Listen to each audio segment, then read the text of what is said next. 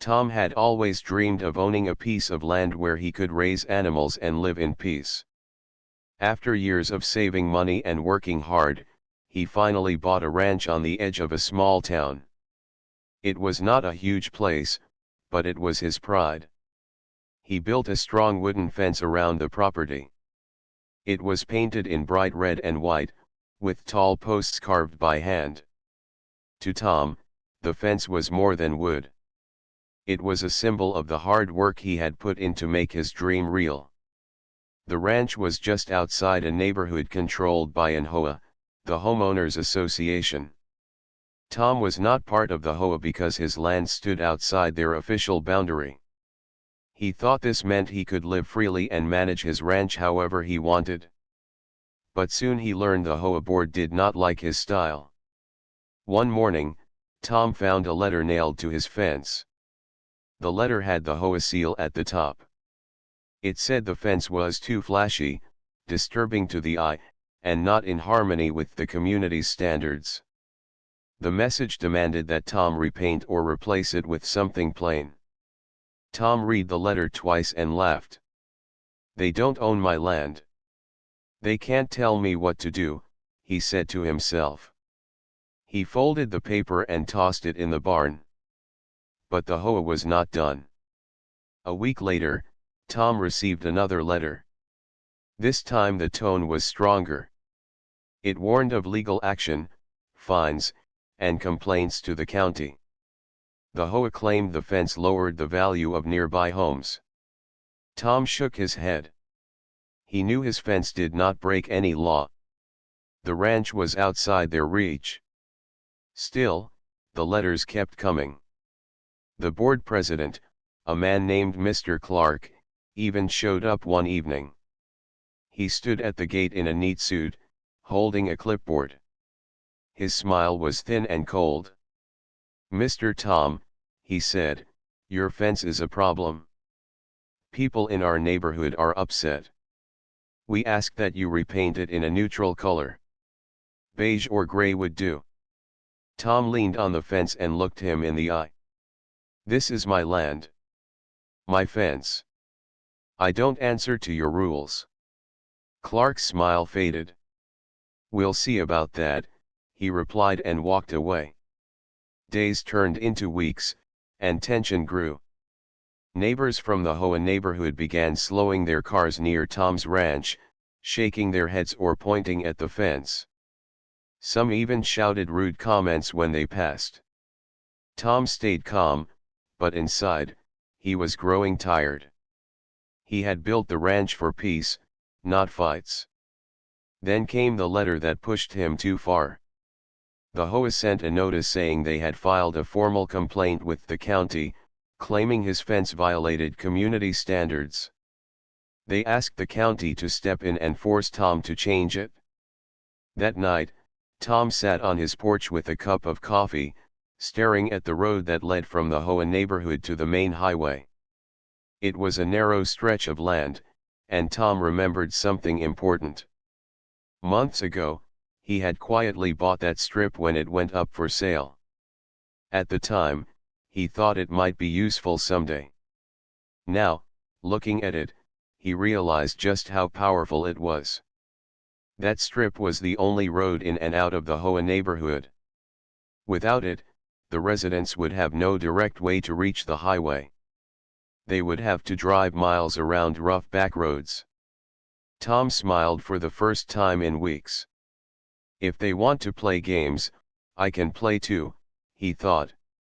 The next morning, Tom walked down to the road and placed a tall sign at the entrance.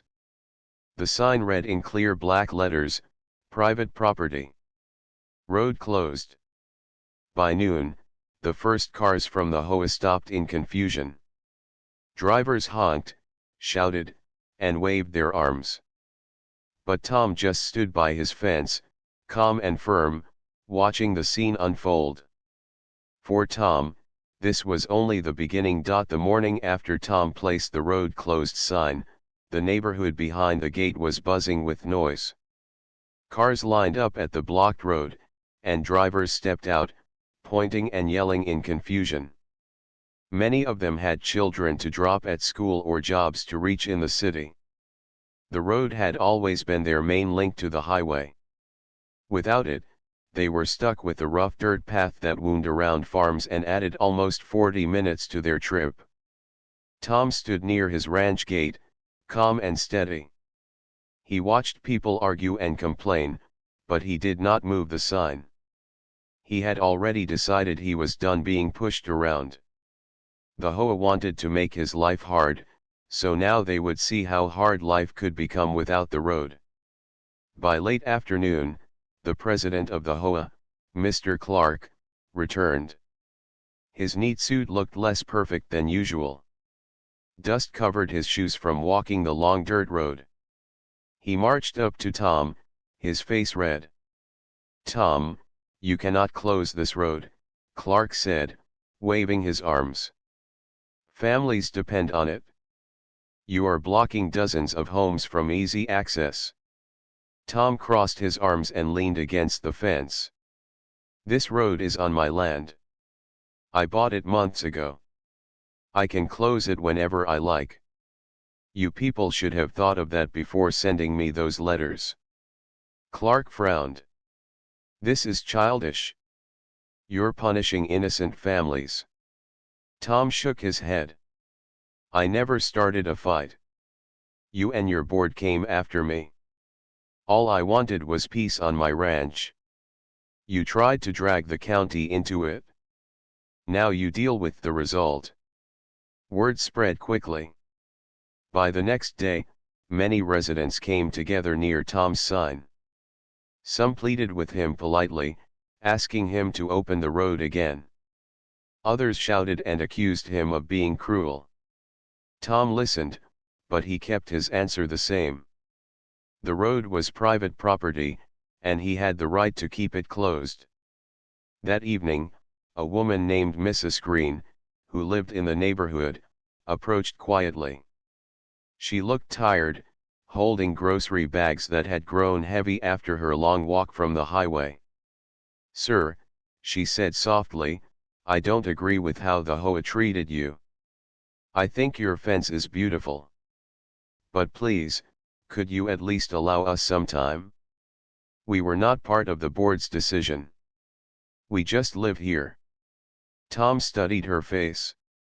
He felt a small tug of sympathy. She was not rude, not pushy, just honest. "I understand your trouble," he said, "but sometimes the only way to stop bullies is to stand firm. If I open this road now, they will think they can keep pushing me." She nodded, though sadness lingered in her eyes. "I hope this ends soon," she whispered before walking away. The next day, the HOA called for an emergency meeting. Clark gathered the residents in the community hall. Tension filled the air.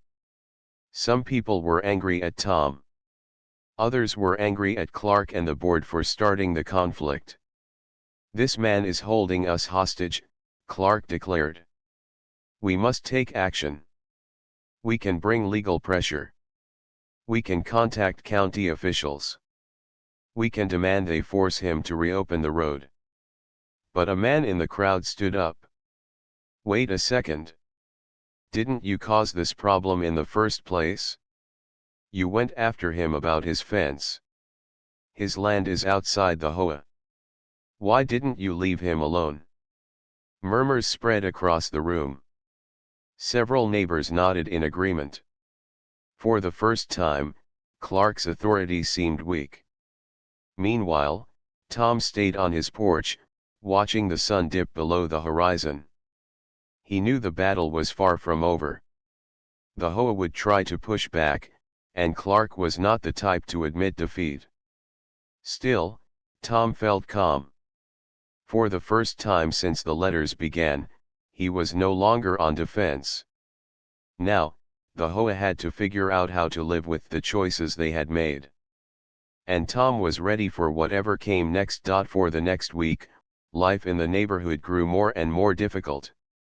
The dirt road around the farms was bumpy and narrow, and cars broke down often. Parents complained about long rides to school. Workers arrived late to their jobs. Delivery trucks stopped coming because the detour wasted too much time. Frustration filled every home. Tom watched quietly from his porch. Each morning he saw a line of cars turn around at his road closed sign. Some drivers honked in anger. Others slowed down, glaring at him before leaving. He felt no joy in their struggle, but he reminded himself that he had not started the fight. Meanwhile, inside the HOA, the tension was reaching a boiling point. Mr. Clark held another meeting in the community hall. He stood at the front, his tie pulled tight, his voice sharp. "This cannot go on," Clark said. "We must pressure him until he gives up. I have contacted the county office. They will hear our case next week." A woman raised her hand. "And what will you tell them? That you tried to control his fence when it was never under your rules? Everyone knows his ranch is outside the HOA." Clark's face reddened. "This is about property values. His fence lowers the worth of our homes." Another man shouted from the back, "Property values? My truck's axle broke on the dirt road yesterday. That cost me more than any fence ever will." The crowd murmured in agreement. For the first time, more people were turning against Clark than supporting him. Tom, however, did not sit idle. He spent the evenings studying maps of the area. He realized the road gave him not just power over the HOA, but also an opportunity. Trucks, farmers, and travelers had once passed through the strip of land freely. Now, with it closed, they came to him asking for permission. One afternoon, a local farmer stopped by his gate. "Tom, I used to use that road to move hay into town. Now I have to drive an hour around. Would you consider opening it just for farm use?" Tom thought for a moment. "Maybe," he said. "But if I do, it will be official. Anyone using the road must sign an agreement. The HOA won't like it, but it's my right to manage my land." The farmer nodded eagerly. "I'll sign whatever you want. Just give us a way through." Soon, more people from outside the HOA came with similar requests. Tom began to realize he could turn the road into something useful, maybe even profitable. If the HOA wanted to play games, he would make sure he played smarter. When Clark heard about this, he grew furious. He stormed up to Tom's gate again, his face tight with anger. "You are making deals with others while blocking us," Clark snapped. "This is abuse of power." Tom stayed calm. "No. This is called owning property. You tried to tell me how to live on my land. Now I decide who uses mine. It's simple." Clark jabbed a finger at him. "You will regret this. The county will not side with you." Tom leaned on the fence. "We'll see." That night, the neighborhood buzzed with whispers. Many residents were angry at Clark, blaming him for picking a fight they could not win.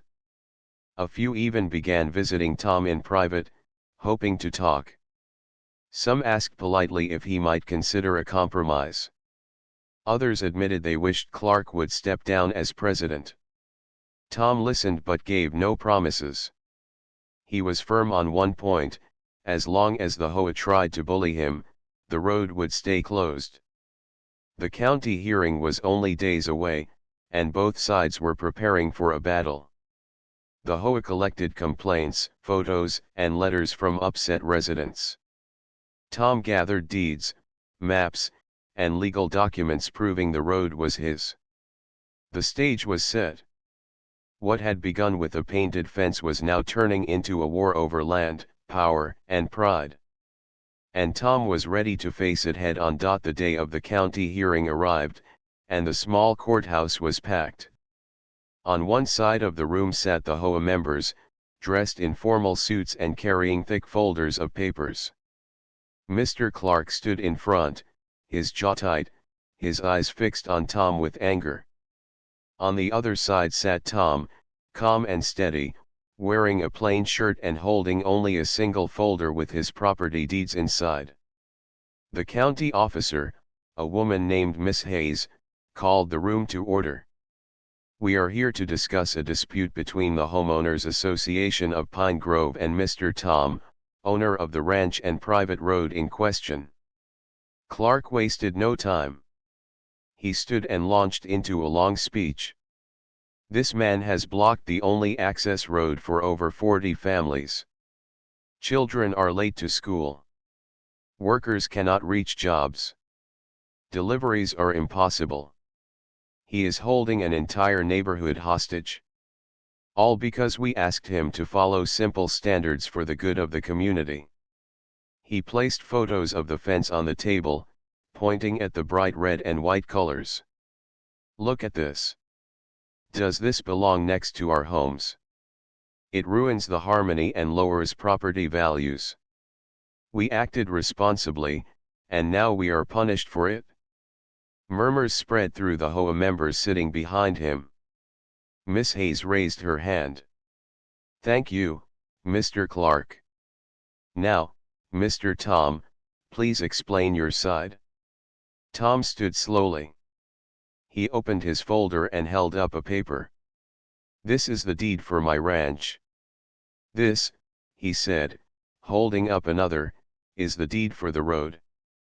I purchased the strip of land 6 months ago, legally and fully. It is private property." He paused and let the words sink in before continuing. "The HOA has no authority over my ranch or my fence. They began sending me letters, threatening me with legal action for something that is outside their control. They even filed a complaint to this county. I did not block the road until they tried to force me to change my land.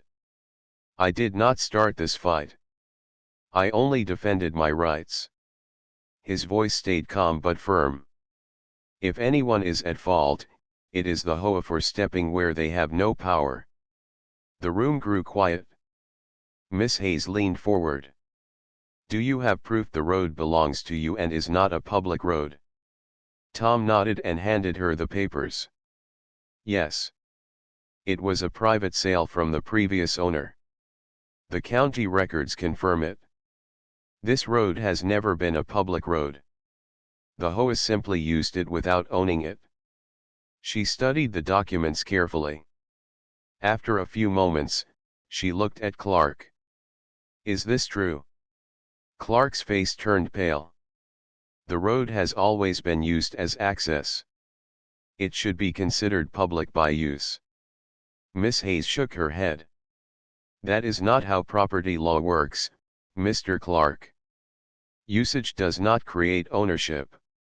A low ripple of whispers ran through the crowd.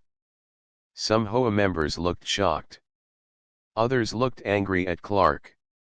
After a short break, Miss Hayes returned with her decision. "The county finds that the road in question is indeed private property owned by Mr. Tom. The HOA has no authority over his land or his fence.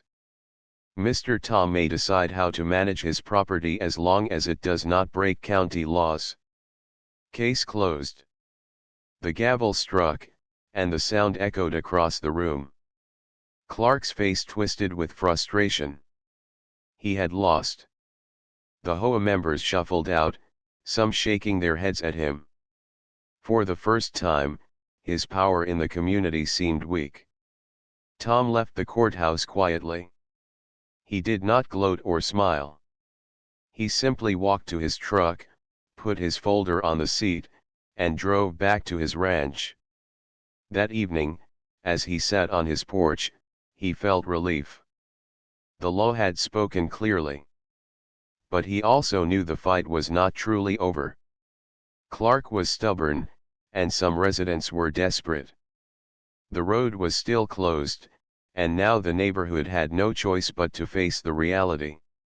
Tom had won the legal battle. The question was what would happen next in the community, and whether they could live with the new truth. The county ruling spread through the neighborhood like wildfire. By the next morning, every household knew the truth. The road was legally Tom's, and the HOA had no power to force him to open it. The news hit the residents hard. For many, the long detour to the highway was draining their patience and their wallets. And now they realized the fight had been started by Clark's stubborn pride. At the grocery store, neighbors whispered. On front porches, people gathered and shook their heads. Families were late to work again, and children missed after-school activities. Each complaint added fuel to the fire. The once united community began to split. A group of residents called a meeting without Clark. They gathered in a neighbor's garage, sitting on folding chairs. Mr. Davis, a retired teacher, spoke first. "We need to face facts. Clark picked a fight he could not win. Now we all suffer. If we want this to end, we must talk to Tom ourselves." Mrs. Green, the woman who had once spoken kindly to Tom, nodded. "He is not an unreasonable man. I've spoken with him. He only wants respect for his land. Maybe if we approach him as neighbors, not as an HOA, he will listen." The group agreed, but not everyone was ready to turn against Clark. Some still believed that giving in to Tom would set a bad example. "If we bow now," one man argued, "we'll be at his mercy forever. What if he raises fees for us to use the road?" But most were tired of the struggle. They voted to form a small group to visit Tom and ask for a compromise. Meanwhile, Clark was growing more desperate. He called his own meeting in the community hall, trying to hold on to control. His voice was sharp, his tone angry. "We cannot let this man win. He embarrasses us, blocks our freedom, and makes us look weak. If we stand together, we can push back." But the crowd was restless. One resident stood and shouted, "Push back how? The county already ruled. We can't fight the law." Another added, "You dragged us into this. You could have left his fence alone. Now our lives are harder because of your pride." Clark's face darkened. "You blame me? I was protecting property values. I was protecting all of you." The room erupted with voices, some supporting him, others accusing him. For the first time, the HOA looked broken, divided into two camps. The next morning, the small group chosen by the neighbors walked up to Tom's gate. Mrs. Green was with them, along with Mr. Davis and two others. Tom was mending part of his barn when he saw them. He walked over, wiping his hands on a cloth. "Morning. What brings you here?" Mr. Davis spoke carefully. "Tom, we know the county ruled in your favor. We respect that. We also know you had no reason to deal with the HOA's letters. But many of us are just families caught in the middle. We are asking if you would consider opening the road again. Not for free, of course. We could agree to fair terms." Tom studied their faces. He could see their exhaustion. These were not the loud voices that mocked his fence. These were neighbors who wanted peace. "I will think about it," Tom said. "But I need you to understand. I won't deal with Clark or his board. If there's to be an agreement, it will be directly between me and the families." Mrs. Green's eyes brightened. "That is fair. We can work with that." As they left, Tom leaned against his fence, deep in thought. He did not want to be cruel. But he also could not let himself be bullied again. If he reopened the road, it would be on his terms, not theirs. Back in the neighborhood, news of the visit spread quickly. Half the residents felt hopeful. The other half grew angrier, especially when Clark called them traitors for speaking with Tom. The once strong HOA was now split down the middle, and Clark's control was slipping. Tom could feel the tide turning. The fight had started with a fence, but now it was about leadership, respect, and who truly held power in the community. And for the first time, the neighbors themselves were starting to wonder if life without the HOA might be better. The next week was filled with tension. The HOA no longer looked strong and united. Some residents still stood behind Clark, demanding a fight, while many others grew tired of endless delays and long drives on the dirt road. Tom spent his days quietly on the ranch, repairing fences, feeding animals, and working the land. But inside his mind, he was thinking carefully. He had no desire to punish every family in the neighborhood. At the same time, he could not allow Clark or the HOA board to think they had power over him. If the road was to be used again, it had to be on terms that gave Tom full control. On a warm afternoon, Mrs. Green returned with Mr. Davis and two more neighbors. They stood at the gate, hopeful but nervous. Tom walked over, leaning on the red and white fence that had started everything. "Tom," Mrs. Green said, "many of us are ready to work out a fair deal. We want peace. We want the road open again. Tell us your terms." Tom thought for a moment before speaking. "I will not deal with Clark or his board. If I open the road, it will be as a private agreement between me and the families who live there. Each household must sign a simple contract. The contract will say that the road is mine alone, and the HOA has no authority over it.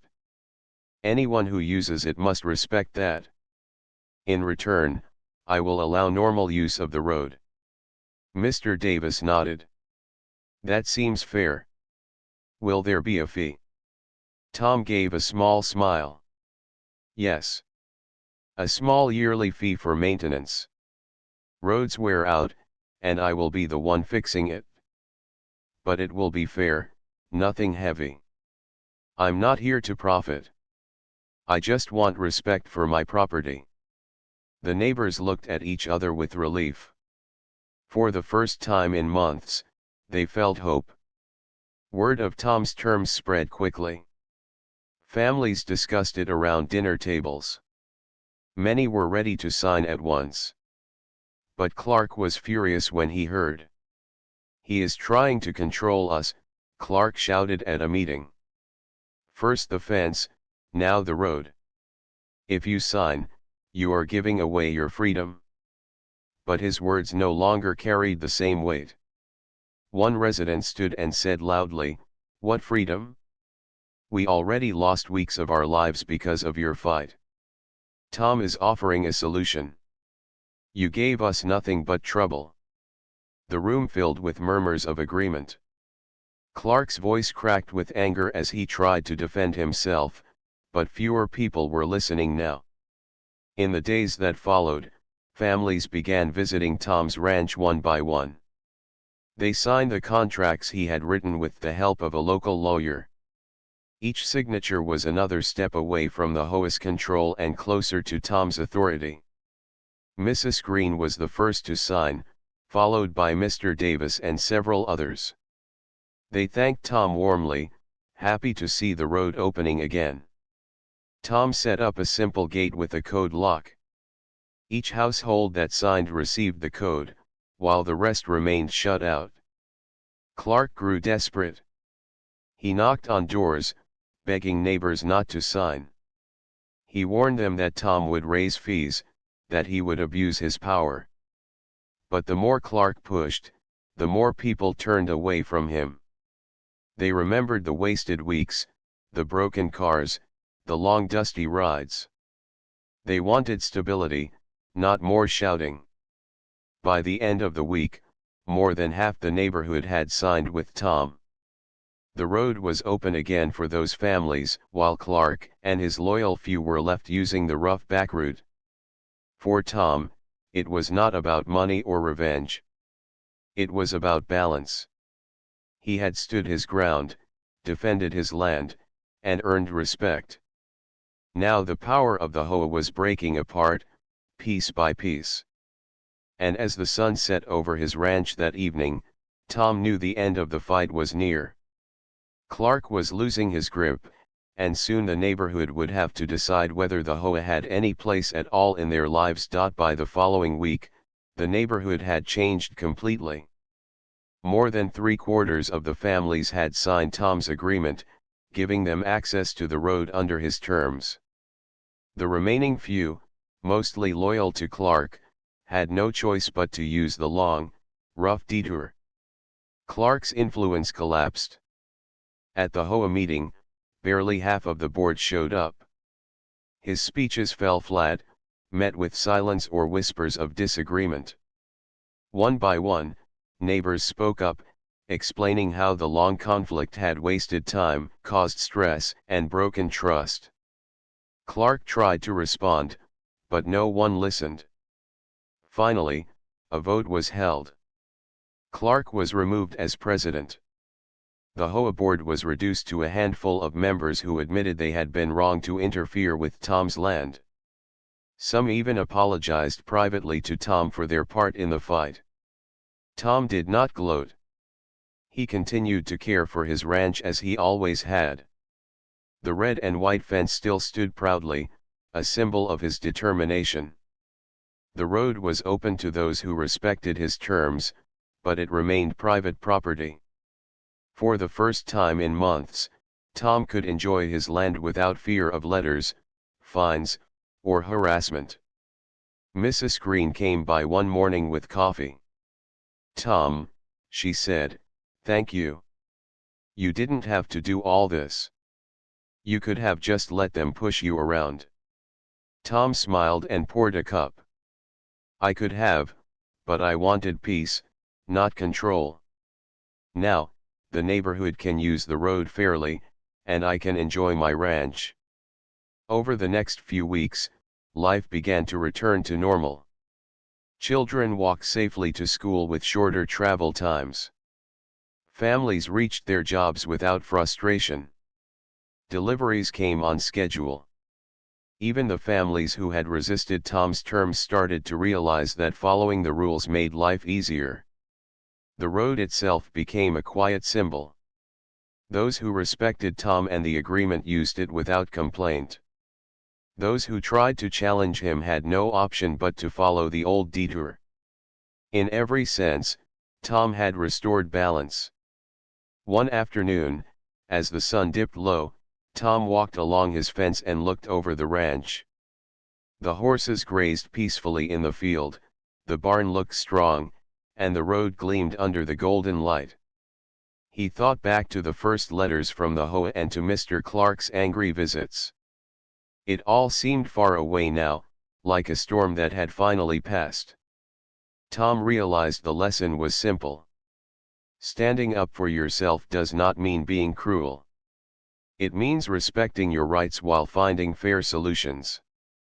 He had defended his property, earned respect from the neighbors, and even taught the HOA a lesson about overreach and pride. In the following months, the neighborhood slowly repaired its sense of community. Clark's few remaining supporters either moved away or joined the majority in understanding that the HOA's rules did not extend to Tom's ranch. The area became calmer, with neighbors appreciating fairness over conflict. Tom spent his mornings working on new projects for the ranch. Sometimes, neighbors stopped by to chat or thank him. He offered advice about farming and care for animals, and many families brought gifts of fruit or homemade bread. Peace, Tom realized, was not only about laws or fences. It was about relationships built on respect.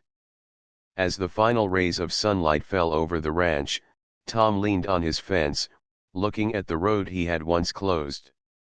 He smiled quietly. The fight was over. His land was safe. His fence still proudly displayed red and white colors. and the neighborhood had learned an important lesson: sometimes standing firm is the only way to find balance and fairness. Tom turned back toward his barn, feeling a calm happiness he had not felt in months. The ranch was his, the road was his, and life could finally move forward without unnecessary conflict. The storm was gone, and peace had returned.